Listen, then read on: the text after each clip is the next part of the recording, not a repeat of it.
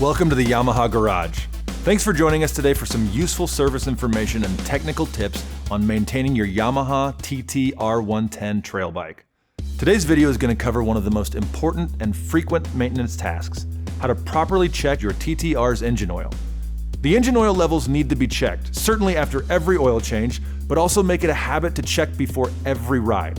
There are a few simple steps to checking the oil level of your TT-R110. Warm the engine oil by letting the engine idle for a few minutes in a well-ventilated area. While it's warming, check for any visual oil leaks. Of course, shut off the engine and correct the issue if there is one.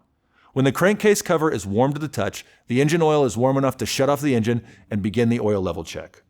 Wait a few minutes for the oil to settle, and while you're waiting, safely secure your bike from rolling by placing it in gear and/or wrapping a Velcro strap around the front brake lever. You'll also need to plan for briefly standing your bike straight up. You can carefully balance it yourself, or you can always ask a friend or family member to sit on it and hold it for you. Remove the filler cap and wipe the dipstick dry with a clean towel. Now, with the bike upright and secure, reinsert it into the filler hole without screwing it in. Remove the dipstick and verify that the oil level records between the minimum and maximum marks on the dipstick. If low, adjust the level by slowly adding small amounts of Yamalube and continuously rechecking until it's raised to the correct level. If it's too high, carefully loosen, but don't remove, the drain bolt to slowly drain oil a little at a time until the level is correct.